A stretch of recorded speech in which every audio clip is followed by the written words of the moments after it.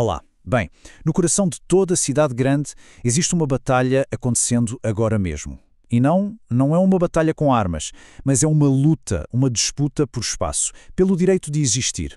De um lado, a gente tem a cidade dos papéis, sabe, a lei, os títulos de propriedade, tudo certinho. Do outro lado, a cidade das pessoas, da necessidade urgente, real, de ter um teto sobre a cabeça. Hoje, a gente vai mergulhar bem no centro desse conflito. E para a gente entender essa batalha, às vezes nem precisa de muita explicação. É só olhar para uma imagem como essa de São Paulo. De um lado, Paraisópolis, uma das maiores favelas da América Latina. E do outro, literalmente colado, o Morumbi, um bairro super nobre. E o que separa esses dois mundos, muitas vezes, é só um muro. Um muro que de um lado tem varandas gourmet e piscinas e do outro, barracos improvisados. É a fotografia perfeita da segregação urbana. Isso, claro, leva a gente para a pergunta que vai guiar toda essa nossa análise. Como é que isso virou normal? Como é que essa contradição, esses dois mundos vivendo lado a lado na mesma rua, se tornou a regra? Para a gente achar essa resposta, primeiro a gente precisa entender as regras do jogo.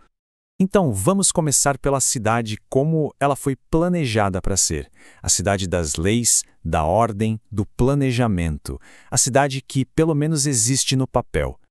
A base de tudo isso é uma ideia que parece bem simples. O direito de propriedade. Quer dizer, se uma coisa é sua. Ponto. Você decide se usa, se vende, se aluga. É esse o pilar que, em tese, organiza a cidade inteira. Mas, e aqui a história ganha um tempero. A própria lei brasileira coloca uma condição. A Constituição diz que esse direito de propriedade não é absoluto, não. Ele precisa cumprir o que se chama de função social. O que isso quer dizer na prática? Que um terreno não pode ficar lá abandonado para sempre, só esperando valorizar para dar lucro para o dono. Ele tem que ter alguma utilidade para a comunidade, pelo menos na teoria. E olha, isso não é só uma frase bonita jogada na lei. Existe toda uma estrutura legal pensada para isso. A Constituição dá poder para os municípios planejarem seu território, o Estatuto da Cidade reforça essa ideia do bem-estar de todo mundo e tem até lei para ajudar a regularizar loteamentos que começaram de forma irregular. Ou seja, as ferramentas para ter uma cidade mais ordenada, elas existem. Então, o plano, a teoria, é essa.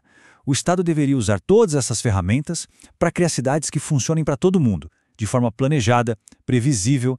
Essa é a tese. A cidade idealizada pela lei. Só que, como a gente bem sabe, a realidade costuma ser bem diferente. Agora, vamos sair um pouco desse mundo dos códigos e das leis e vamos pisar no asfalto, no mundo real, na cidade que milhões de pessoas vivem todos os dias. E aqui, acredite, a lógica é outra. O que move a cidade de verdade, muitas vezes, são números como esse, 270%. Foi o quanto o investimento imobiliário rendeu em São Paulo em um único ano. Pensa comigo, com um lucro absurdo desses, qual é o incentivo para construir casa para alguém morar? O negócio é comprar um terreno, deixar ele lá, parado, e esperar o valor explodir. Isso é a especulação imobiliária, e ela tem um custo humano gigantesco. Enquanto a especulação gera lucros de 270%, a realidade de milhões de pessoas é essa que a DEDA conta. Trabalhar o dia inteiro só para ter um quartinho para dormir. Para quem está nessa situação, a cidade não é um portfólio de investimentos, é um campo de batalha pela sobrevivência. E quando todas as outras opções acabam, o que resta?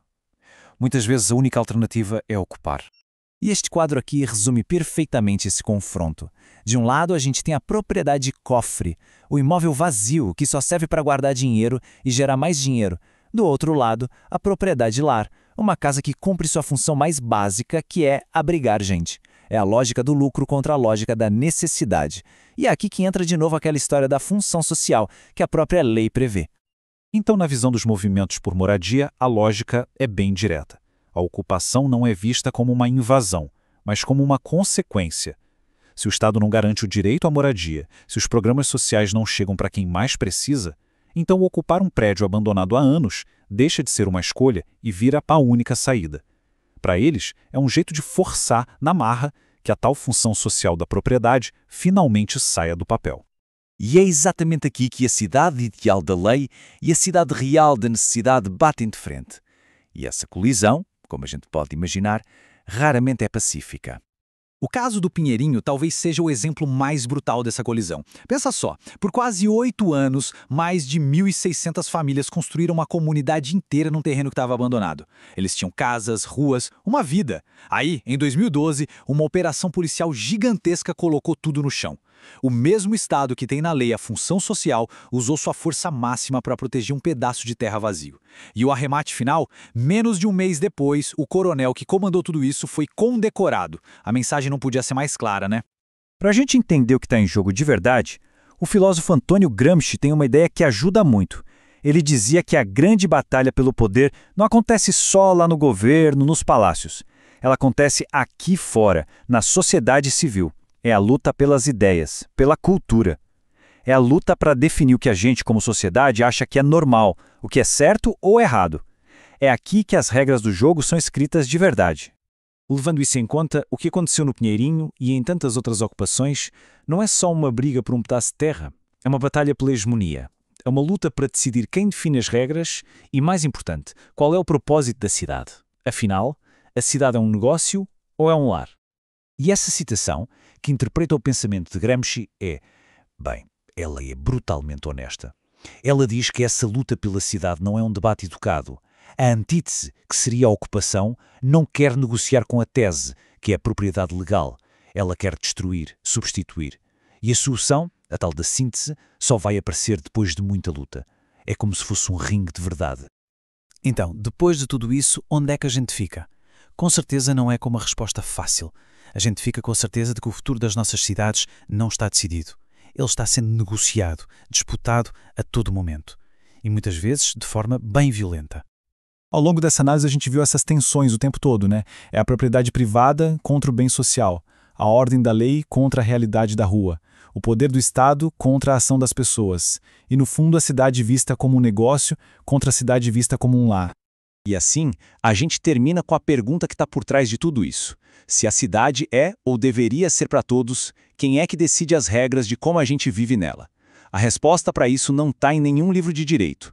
Ela está sendo disputada todos os dias nas ruas de cada cidade. Valeu por acompanhar a gente nessa análise.